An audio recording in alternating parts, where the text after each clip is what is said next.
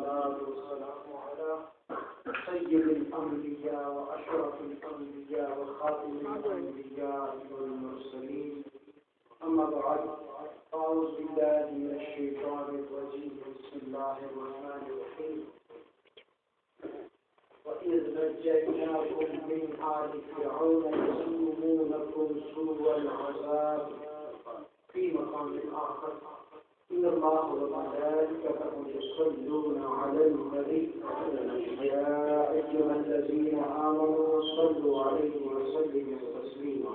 اللهم صل على سيدنا محمد وعلى آل سيدنا ومولانا محمد وبارك وسلم دوستو انشاءاللہ جیسے سب کو معلوم ہے اگلی مرتبہ سے نماز مغرب سے محفل انشاءاللہ شروع ہوگی. نماز عشاء تک اور زیادہ سے زیادہ یہ ہو سکتا ہے کہ عشاء کے بعد ختم شریف اور قرآن پاک ہو جائے. بس اس سے زیادہ جو ہے ہم وقت نہیں دیں گے. بالکل یہ بڑا اچھا اور مناسب وقت رکھا گیا ہے تاکہ آپ کو ساتھ اس میں سہولت حاصل ہو. آنے جانے والے جو ہیں وہ پریشان ہوں. میری شر پہلے دوستوں اس وقت بیان مکمل کرنا مقصود نہیں ہے. ایک واقعہ آپ کی خدمت میں پیش کرتا ہوں کسی آئے مبارکہ کے تحت. ہمیشہ یاد رکھیے کائنات دو قسم کے لوگوں پر منقسم ہے. اس میں دو قسم کے لوگ ہیں. اللہ کے نیک اور برگزیدہ بندے بھی ہیں جن میں اولیاء ہیں. پھر ان سے درجے میں بڑے بوڑھے صحابہ کرام ہیں. پھر ان سے درجے میں بلند مرتبہ اللہ کے برگزیدہ اور چنے ہوئے انبیاء کرام ہیں. پھر ان میں 313 1,24,000 کم و بیش انبیاء کرام ہیں. ان میں سے 313 اللہ کے پاک اور برگزیدہ رسول ہیں. پھر ان میں چنے ہوئے 5 عظیم ترین ہستیاں ہیں جن کو اولو العزم کہا جاتا ہے. پھر ان میں سب کے سردار جو سردار میرے آقا سید المرسلین احمد مجتبی محمد مصطفیٰ صلی اللہ علیہ وسلم کی ذات گرامی والا صفات ہے. اسی طرح سے میرے دوستوں جیسے اللہ نے اپنے پیاروں کو اس دنیا میں وجود میں لایا ہے, کچھ ایسے بھی ناز وقار لوگ دنیا میں ہوئے ہیں جو ان 5 ہستیوں کے مقابلے پر آئے ہیں اور اسی سبب سے راندہ جرگاہی الہی ہوئے ہیں. سوال کو سکل کرتے ذرا بیان کو سمجھ میں آئے. تو ایسے لوگ جو بالکل اس کو ایسے لوگ جو نابکار اور برے لوگ ہوئے ہیں جو اللہ کے برگزیدہ اور پاک ہستیوں میں مقابلے پر ان کی آئی ہیں اور اللہ و رسول کی اور انبیاء کی بغاوت کو اختیار کیا ہے.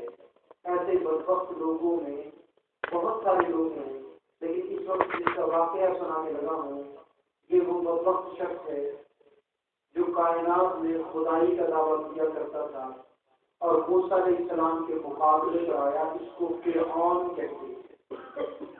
مصر کا ملک اور اس کے علاوہ بہت سارا علاقہ کے زیر تسلط تھا. یہ وہاں کا بادشاہ تھا. اپنے آپ کو کہا کرتا تھا انا ربکم الاعلی, میں تمہارا بہت بلند مرتبہ ہوں, لہذا مجھ کو سجدہ کرو.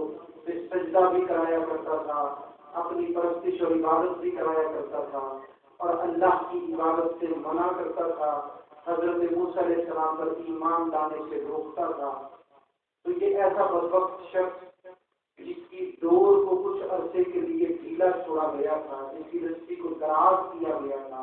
ہمیشہ یاد رکھیں جو ظالم ہوتے ہیں ایک وقت تک ان کی رسی کو دراز کیا جاتا ہے, اس کے بعد پھر وقت آتا ہے کہ ان کی رسی کو ایک دم پھینک لیا جاتا ہے. یہ اللہ تبارک و تعالیٰ کی سنت کے ہے. یہ بدبخت اس کے واقعات تو بہت ہیں, لیکن ایک واقعہ آپ کی خدمت میں عرض کر رہا ہوں. مخلوق جو تھی وہ کہنے لگی کہ اے وہ شخص جس کی ہم عبادت کرتے ہیں, تو رب کا درجہ اختیار کرتا ہے, تو اپنے آپ کو رب کہلاتا ہے. ہمیں بارش کی ضرورت ہے, خشک خشکسالی ہو رہی ہے، قحط پڑا جاتا ہے، لہذا بارش لے کر آ۔ اب اس نے کیا کیا، اپنا ایک خاص دستہ بالکل آپ فکر کرو تو اسے آواز جو نا آج پتہ نہیں کیسی ہو رہی ہے، آواز میری ٹھیک ہے، آپ کے ساؤنڈ کی آواز آج خراب ہے، اس میں کوئی سمجھ نہیں آ رہی مجھے، کوئی دم نہیں ہے اس کے اندر۔ تو میرے دوستو اب یہ ہوا معاملہ کہ جب اس کو کہا کہ جا اور بارش لے کر آ، تو اب بارش لینے کے لیے کیسے چلا، 300 کا تقریباً دستہ ساتھ لیا، اور ایک پہاڑ تھا جس کے سامنے سے آبشار بہتی تھی۔ پھر جو ہے میرے دوستوں اس میں ایسی آپ سے بات کروں گا، اس کو اٹھا کے رکھ دیا، اس کو ریسپیکٹ نہ کرنا ہے تو اسے مت چلایا کریں۔ کوئی فرق تو نہیں آواز میں، ایسے بھی میں آپ کو ویسے بھی سنا رہا تھا، اس طرح کی بات تو آپ کے پاس پوری آ رہی ہے، فائدہ نہیں ہوگا۔ اگر اتنا اچھا بھی لوگوں کو ہو جائے نا اور وہ اس کو سنبھال نہ سکے، چلا نہ سکے، تو اس کو تالا لگا کر کہیں رکھ دینا چاہیے۔ بار بار محفلوں میں پریشانی ہوتی ہے، کئی دفعہ یہ مائک کے اندر آواز آتی ہے، کئی دفعہ اس کی آواز بند ہو جاتی ہے، کئی دفعہ وہاں سے آواز ہو رہی ہے، یہ نہیں پتا کہ بھائی آپ کو سیٹنگ بیان میں کیسے کرنی ہے، نعت کے لیے کیسے کرنی ہے۔ اگر نہیں پتا چلتا تو اس کو ایک دفعہ اٹھا کے بند کر کے پورا کرو۔ ایسے بھی ہماری محفلیں ہو سکتی ہیں، کوئی اتنے زیادہ لوگ نہیں ہوتے کہ ہم آواز سے جو ہے ان کو نہ کر سکیں، بیان نہ سن سکیں۔ وہ ضرور تو اب میرے دوستوں اس نے کیا کیا، 300 کا دستہ اس نے ساتھ لیا۔ اچھا یہ بھی میں بتا دوں، یہ ساری ذمہ داریاں جو ہے صرف فقیر زبیر کی نہیں، اس میں سارے مشترکہ ذمہ دار ہیں۔ اگر یہ سمجھے نا کہ یہ فقیر زبیر جو ہے یہی ساؤنڈ چلائے گا، یہی جناب کا یہ پریس پہ جائے گا، یہی سارا کام کرے گا، تو نہ تو ہر بندے میں یہ صلاحیت ہوتی کہ وہ سارا کام کر سکے، بہت سارے کام مجھے بیچارہ نہیں کر سکے گا یہ، ٹھیک ہے نا جی۔ کسی کام پہ اس کو مہارت ہوگی، کسی دوسرے کام پہ نہیں ہوگی۔ ہر انسان کے لیے ایک یا دو کام ہوتے ہیں۔ کیا آپ لوگوں کو انتظامیہ کو چاہیے کہ جو انسان جو کام صحیح کر سکتا ہے اس کو اس کی طرف لگائیں، ٹھیک ہے نا جی۔ ان چیزوں کے پھر نتیجے یہ نکلتے ہیں کہ جو پینافلیکس بنوائے جاتے ہیں، اشتہار بنائے جاتے ہیں، اس میں خطاطی کی غلطیاں ہوتی ہیں، اس کا پروف نہیں چیک کیا ہوا ہوتا، ساؤنڈ چلتا ہے تو وہ صحیح نہیں چلتا۔ میں ایک بندہ سارا نظام صحیح چلا لیا کرتا تھا، آج سارے لوگ مل کے اس ایک نظام کو صحیح نہیں چلا سکتے۔ مجھے 3.5 سال سے یہی شکایت ہے، اور مجھے لگ رہا ہے کہ یہ شکایت مجھے رہے گی۔ ابھی میں نے کچھ دن پہلے یہ سوچا کہ میں کوئی تھوڑا سا نا قرآن پاک کی تعلیم کا سلسلہ شروع کرا دوں، ٹھیک ہے نا جی۔ تو مجھے کوئی اتنے سارے فقیروں میں ایسا نہ مل سکا کہ جس کو جو ہے میں وہ قرآن پاک کی تعلیم دینے کے لیے بٹھا دوں، ٹھیک ہے نا جی۔ اور نہ ہی وہ لوگ ملتے ہیں جو اس کے معمولی اخراجات، اتنے لمبے چوڑے اخراجات نہیں، معمولی اخراجات اٹھا لیں۔ یہاں لوگ وعدے کرتے ہیں لیکن کرتا کوئی کچھ نہیں ہے۔ جو کچھ کرنا پڑے گا مجھے یا تو اپنی جیب سے کرنا پڑے گا یا فنڈ سے کرنا پڑے گا، ٹھیک ہے نا جی۔ تو یہ ساری صورتحال غیر تسلی بخش صورتحال ہے، یہ کوئی تسلی والی صورتحال نہیں ہے، ٹھیک ہے جی۔ آپ لوگوں کے لیے لمحہ فکری ہے، بیٹھ کے ان چیزوں پہ غور کیا کریں کہ آپ لوگ میرے ساتھ کیا کر رہے ہیں اور میں آپ کے ساتھ کیا کر رہا ہوں، کبھی غور کر لیا کریں اس میں۔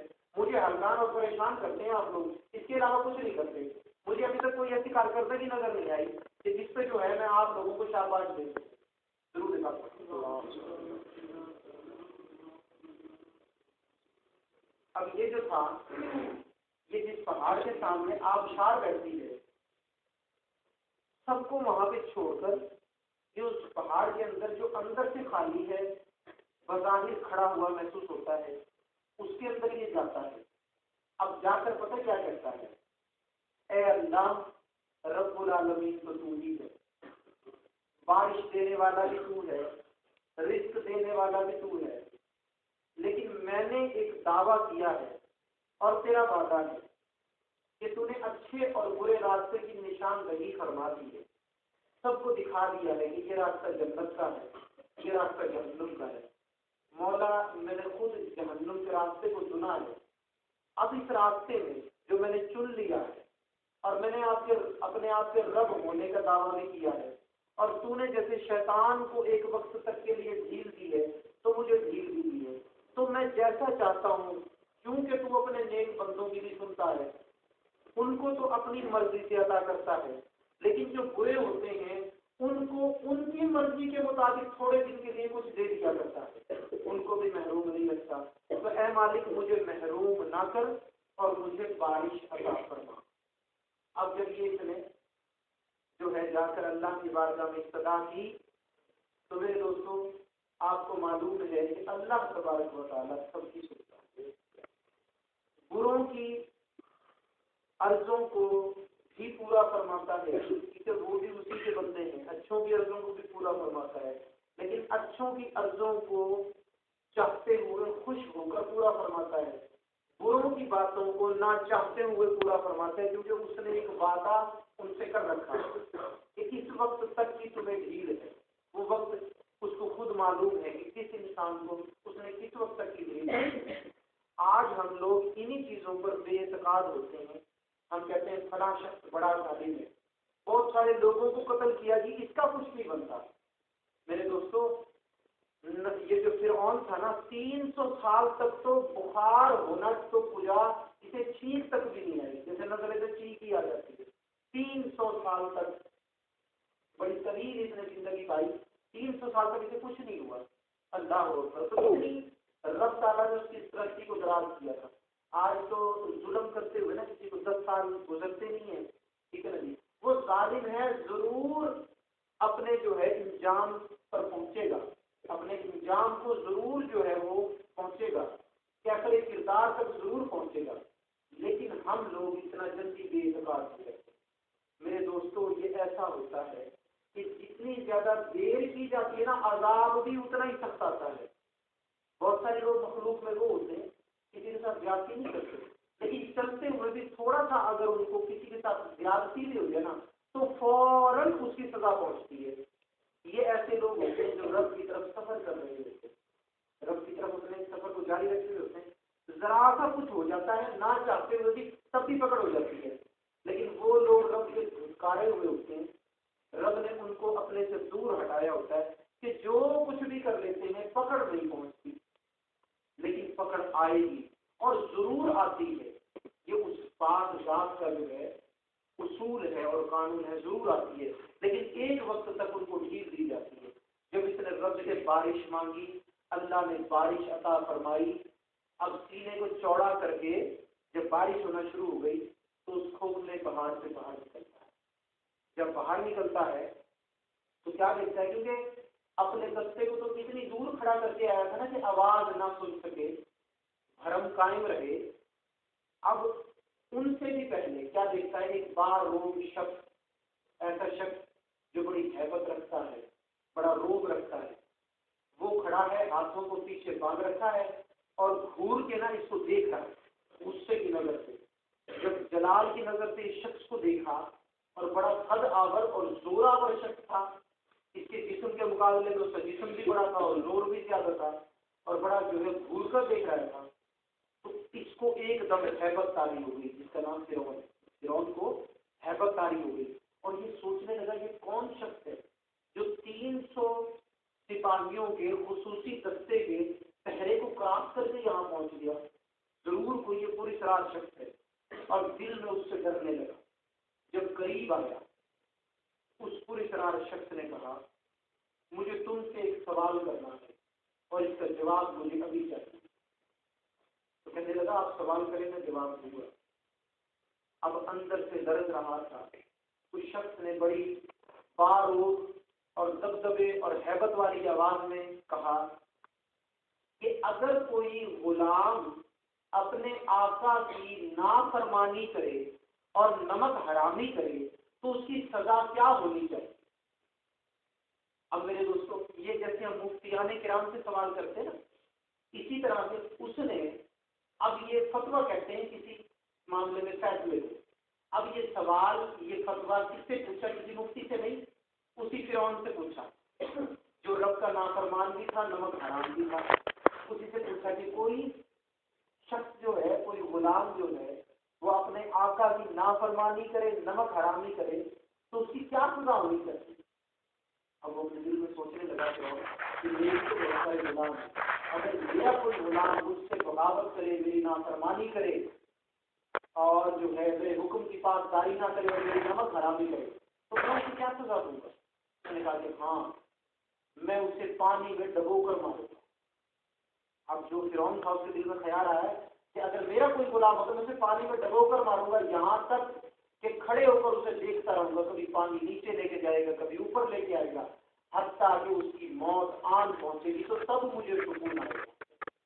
اب جب یہ بات کہی یہ بات کہی کہ اگر کوئی غلام اپنے آقا کی نمک حرامی کرے، بغاوت کرے، نافرمانی کرے تو اس کی یہ سزا ہونی چاہیے کہ اس کو پانی میں ڈبو کر مارا جائے، کبھی پانی اس کو نیچے لے جائے، کبھی اوپر لے آئے، حتیٰ کہ اسے موت آئے تو کچھ سکون آئے۔ اب جب یہ بات کی تو جو ہاتھ پیچھے بندھے ہوئے تھے نا، جب وہ ہاتھ آگے آئے نا بارون شخص کے، تو ایک ہاتھ میں لکھنے جسے کہ تختی ہوتی ہے یا مثل صفحے کے سمجھنے، اس کو کرتاس کہتے ہیں، ایک ہاتھ میں کرتاس تھی، دوسرے ہاتھ میں قلم تھا، قلم اور کرتاس کو اکٹھی کر کے داہنے ہاتھ سے اس کی جانب بڑھا دیا کہ یہ جو کہا ہے اس کو لکھ کے دے اور اس پہ اپنے دستخط بھی ثبت کر۔ روب اتنا تھا کہ حکم کو ٹال نہیں سکتا تھا، 300 کا دستہ تو حفاظت والا بہت بڑے موجود تھا، یہ تو ادھر موجود تھا جہاں کوئی حفاظت ہی نہیں تھی، تو چاروں ناچار اب اس بات کو جو اس کا سوال کا جواب تھا لکھنا بھی پڑا، اس کے نیچے سائن بھی کرنے پڑے۔ اب جب دستخط کر دیا فرعون نے تو اس نے کہا کہ یہ مجھے دے دو۔ اب قلم اور کرتاس ہاتھ میں لی اور بغیر کہیں ادھر ادھر آئے گئے وہیں وہ شخص جو ہے نا غائب ہو گیا، جو بارون شخص تھا وہیں غائب ہو گیا۔ اب یہ ایک دم سوچنے لگا یہ جانے کون تھا، کس قسم کا آدمی تھا، بڑا بارون شخص تھا۔ خیر اس نے تھوڑی دیر میں اس کی کیفیت ہیبت سے مسرت میں تبدیل ہوئی، کیونکہ بارش برس رہی تھی، جو اس نے مانگی تھی اس کو مل گیا۔ اب سینے کو چوڑا کر کے اپنے کھوکھلے پن پر میرے دوستوں اپنے روب اور داب اور غرور کا پردہ لگائے اب اپنے 300 کے دستے کے ساتھ آتے ہیں۔ جب آیا قوم کے اندر تو کہنے لگا دیکھا نعوذ باللہ میں رب ہوں، میں بہت بلند ہوں، میں نے بارش تمہیں عطا کر دی۔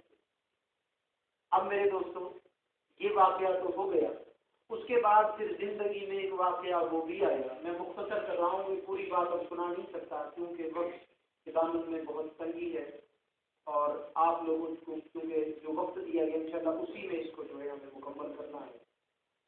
تو اب میرے دوستوں جب موسیٰ علیہ السلام کو حکم فرمایا، اب یہ واقعہ اسی واقعے سے ریلیٹڈ، اسی سے متعلق، اسی سے پیوستہ ہے۔ جب موسیٰ علیہ السلام کو اللہ نے حکم فرمایا، آپ نے دعا کی مولا اس ظلم والوں سے، فرعون والوں سے نجات عطا فرما، جس کا رب نے قرآن میں ذکر بھی فرمایا جو میں نے آیت مبارکہ تلاوت کی، وَإِذْ نَجَّيْنَاكُمْ مِنْ آلِ فِرْعَوْنَ، فرمایا کہ یاد کرو وہ وقت، یاد کرو اے بنی اسرائیل، یاد کرو جب ہم نے تمہیں نجات بخشی فرعون والوں سے۔ اور وہ نجات کیسے عمل میں آئی؟ اللہ نے فرمایا اے موسیٰ ان کو راتوں رات لے کر اب نکل جائیے اس علاقے سے جو فرعون کی سلطنت کا علاقہ ہے۔ آپ نے بنی اسرائیل کے سارے قبیلوں کو ساتھ لیا جن کی تعداد 12 تھی، اور پھر ان کو ساتھ لے کر تشریف لے آئے بتائے گئے رستے پر، کیونکہ ناشکری قوم تھی، نبیوں کو کے ساتھ جو سلوک کیا وہ آپ سب کو معلوم ہے۔ جب پہنچے دریائے نیل پر جو مصر میں بہتا ہے، دنیا کا سب سے لمبا دریا اور آج بھی بہ رہا ہے، جو وہاں پر پہنچے اور پیچھے فرعونیوں کو جب خبر ہوئی کہ موسیٰ علیہ السلام اور موسیٰ والے تو اب اس دریا کی جانب چل پڑے ہیں اور یہاں سے نکلا چاہتے ہیں، تو چونکہ غلامیاں کیا کرتے ہیں، سارے غلاموں کو لے کر بنی اسرائیل کو فرعونیوں سے چھپا کر موسیٰ علیہ السلام لے جا رہے تھے نجات کے راستے پر۔ راستے میں دریا آیا، پیچھے فرعونی چڑھے چلے آ رہے تھے، تو اب شکوہ کرتی ہے قوم، اے موسیٰ کیا آپ ہمیں یہاں دریا میں غرق کرنے کے لیے لائے تھے یا بے موت مارنے کے لیے لائے تھے؟ یعنی یہ لہجہ تھا انبیاء سے گفتگو کرنے کا، یہ ایسی قوم تھی، کیا آپ ہمیں بے موت مارنے کے لیے لائے تھے؟ اب دو ہی راستے ہیں، اگر سمندر میں کود جائیں تو تب بھی موت ہے، اس دریا میں اگر ہم کود جائیں، اس بحر میں کود جائیں تب بھی موت ہے، اور اگر کھڑے رہیں تو اب فرعونی آ کر ہمیں قتل کر دیں گے، تو اے موسیٰ آپ نے ہمیں بے موت مار دیا۔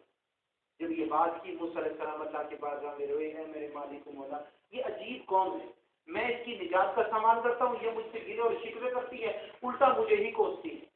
جب یہ بات اللہ کی بارگاہ میں عرض کی، رب لم یزل نے فرمایا اے موسیٰ اس دریا پر اپنا آسا مارو، اللہ آسا کو اس دریا پر مارو، پانی پھٹ جائے گا اور اس قوم کے لیے راستہ بن جائے گا۔ یہ دریا کے پاس جا سکے تھے۔ اب موسیٰ علیہ السلام نے دریائے نیل پر اپنے آسا کو جو مارا تو پانی پھٹا اور خشک راستہ بن گیا، یہاں سے لے کر جہاں تک دریا تھا، اور پانی ایسے کھڑا ہو گیا جیسے دیواریں بلند قلعے کی کھڑی ہو جاتی ہے، قلعے کی حفاظت کی دیواریں، پانی قلعے کی دیواروں کی صورت میں دونوں جانب کھڑا ہو گیا، درمیان میں سے خشک راستہ بنا۔ موسیٰ علیہ السلام ساری بنی اسرائیل کی قوم کے 12 قبیلوں کو لے کر اس سے پار ہو رہے ہیں۔ اب وہ دریا میں بھی چل رہے ہیں، لیکن اس اللہ کے پاک کلیم پر اعتماد بھی نہیں کرتے کہ موسیٰ کہیں پانی ہمیں ڈبو نہ دے۔ اللہ اکبر، جیسے کہتے کہتے میرے دوستوں وہ دریا پار کیا۔ جب دریا پار ہو گیا تو پیچھے فرعونی بھی آن پہنچے۔ اب فرعونیوں نے یہ کہا کہ، اور فرعون بھی ان کی قیادت میں تھا، ان کا قائد بنا ہوا تھا، ان کا لشکر کا جو ہے میرے دوستوں امیر بنا ہوا تھا، وہ بھی آ گیا۔ اس نے کہا جب موسیٰ والوں کو اور موسیٰ کو اس دریا نے نہیں ڈبویا تو ہمیں بھی نہیں ڈبوئے گا، چلو اس میں داخل ہو جاؤ اور جس راستے سے گئے ہیں اسی راستے سے ان کو پکڑ کر واپس لے کر آئے۔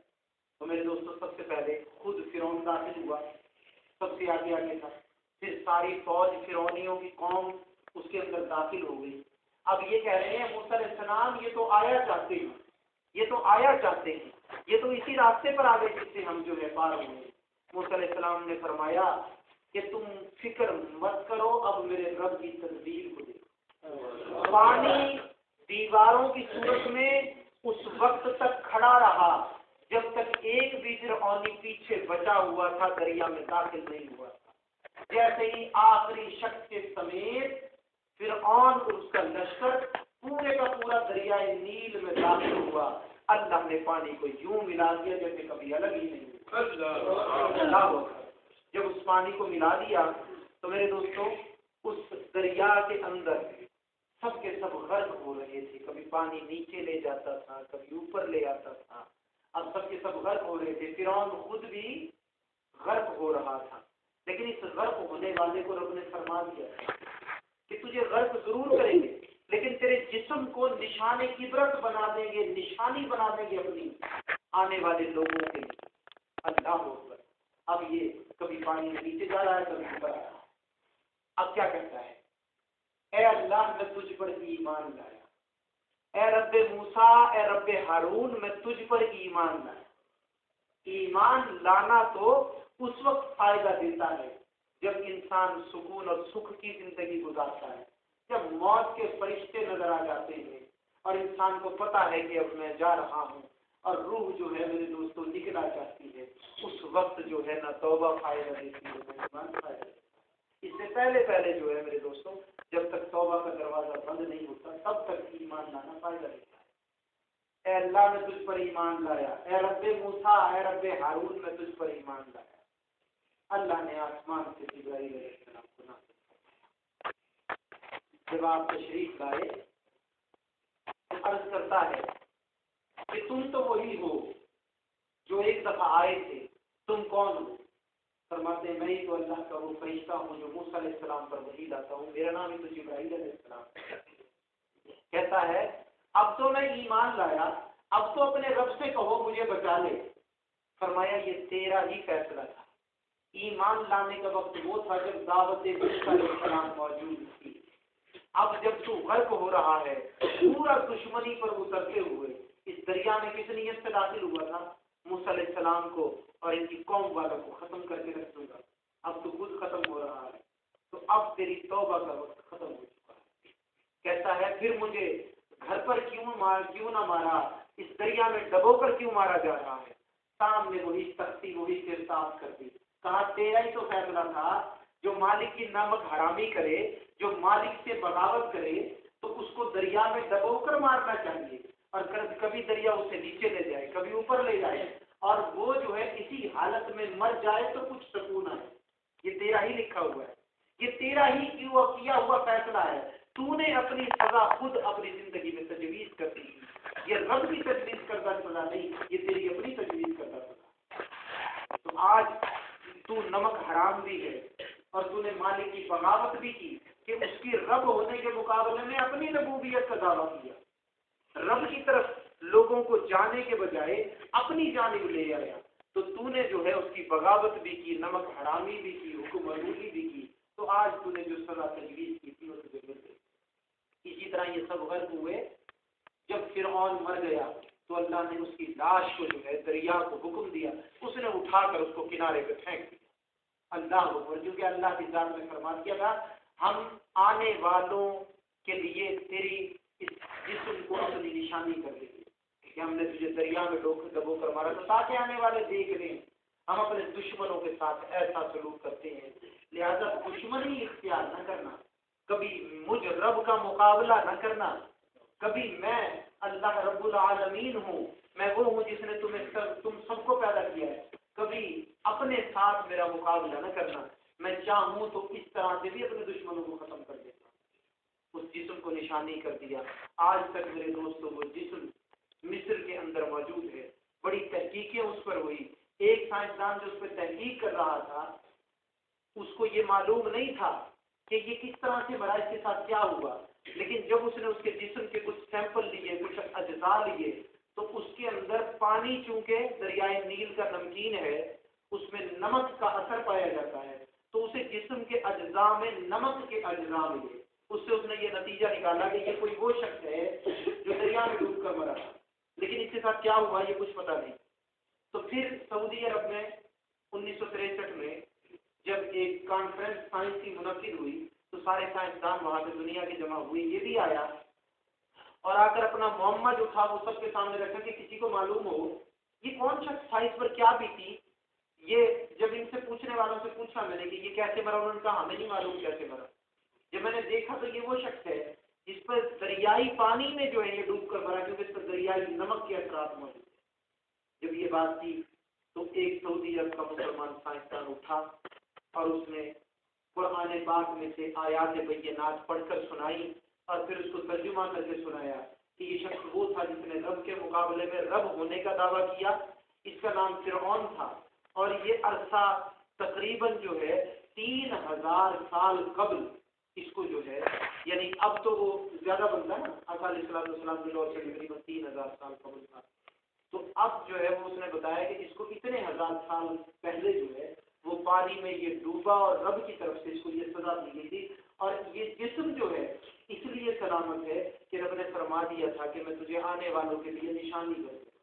یہ اس لیے جسم اتنا عرصہ گزر جانے کے باوجود کہ اسے پوشیدہ ہو جانا چاہیے، اسے بعد والے جسم ختم ہو گئے لیکن اس جسم کو بطور سزا کے قائم رکھا، اس لیے کہ تاکہ آنے والے لوگوں کے لیے عبرت کا سامان ہے۔ تو اس نے نصیب کرنا پڑا۔ دوستوں اس کو نشانی کیا آنے والوں کے لیے۔ تو آج فرعون کی نشانی، اگر آپ کوئی جو ہے یوٹیوب کو چلانا جانتا ہو تو وہاں پر فرعون دیکھے کہ وہاں سے وہ چیز نکل آئے گی، آپ بھی اس قسم کو دیکھ سکتے ہیں کہ وہ شخص جو ہے کتنا بدبخت تھا، کتنی بدصورت انداز میں اس کا جسم جو ہے وہ آج موجود ہے، اور وہ صرف بے ایمانوں کے لیے نشانی نہیں، ایمان والوں کے لیے بھی نشانی ہے، ایمانداروں کے لیے بھی ہے۔ ہم سب کو بھی اس سے عبرت کرنی چاہیے کہ نعوذ باللہ کوئی ایسا تو نہیں کہ ہم میں سے کوئی خدا نخواستہ کوئی بڑا دعویٰ کرتا ہو، اس قسم کا دعویٰ کرتا ہو، لیکن نہیں، ہمیں اس سے یہ سبق ملتا ہے کہ کبھی تکبر نہیں کرنا چاہیے، کبھی اپنی صلاحیت پر غرور نہیں کرنا چاہیے۔ اگر صلاحیتیں دی ہیں، صفات اچھی دی ہیں تو اللہ کی ذات نے دی، کبھی اپنے نماز کو شمار نہیں کرنا چاہیے، کبھی اپنی نیکیوں کو شمار نہیں کرنا چاہیے، کوئی برائی سرزد ہو جائے نا ضرور شمار کرنا چاہیے کہ ہم لوگ بہت برے ہیں، ہم سے ایسی ایسی برائیاں سرزد ہیں۔ اگر نیکی ہو جائے تو اللہ کی توفیق سمجھو، اور اگر برائی سرزد ہو جائے تو اسے نفس کی اور اپنے آپ کی شرارت سمجھو، اپنی خصلت سمجھو۔ اگر ایسا کرو گے تو نیکیاں کرنے والے بن جاؤ گے، برائیوں سے بچنے والے بن جاؤ گے۔ تو نماز بھی ضرور پڑھنی ہے لیکن اس کو شمار بھی نہیں کرنا، ذکر بھی ضرور کرنا ہے لیکن اس کو اپنی نیکیوں میں شمار بھی نہیں کرنا، شریعت پر عمل بھی کرنا ہے لیکن اس کو اپنے آپ میں شمار بھی نہیں کرنا۔ اور بلکہ بزرگ فرماتے ہیں کہ انسان اس وقت تک ولی ہو ہی نہیں سکتا جب تک 3 چیزوں کو شمار کرنا چھوڑ دے، ترک کر دے بالکل۔ فرمایا کہ کس نہ کردہ ترک سے عارف نہ شد، ترک دنیا ترک عقبا ترک خود۔ فرمایا اپنے آپ کو ختم کر دے، اس دنیا کے اندر جو کچھ بھی اس سے حلال روزی حاصل کرے اور اس کو اپنے دل سے ختم کر دے، اور فرمایا آخرت کی فکر چھوڑ کر رب کی رضا کی فکر کرے۔ اگر یہ سب کچھ کرے گا نا تو پھر اللہ والوں میں شمار ہوگا۔ تو میرے دوستو، اگر چاہتے ہو نا کہ اللہ والوں میں شمار ہو جاؤ تو تکبر سے، غرور سے ہمیشہ بچتے رہو، عاجزی کو اختیار کرو، ذکر قلبی ہمیشہ کہ میرا دل پکار رہا ہے اللہ اللہ اللہ، ہمیشہ ذکر قلبی کرتے رہو۔ نماز ایک بھی قضا نہ کرو، تمام نمازوں کو پابندی کے ساتھ باجماعت ادا کرو۔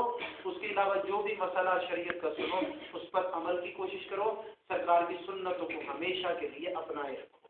اللہ تبارک و تعالیٰ سے دعا ہے کہ سب کو ہمت اور توفیق عطا فرمائے، اور اللہ تعالیٰ سب کو اپنے غضب سے محفوظ فرمائے، اپنے تکبر اور غرور سے بچائے، عاجزی اختیار کرنے کی توفیق عطا فرمائے۔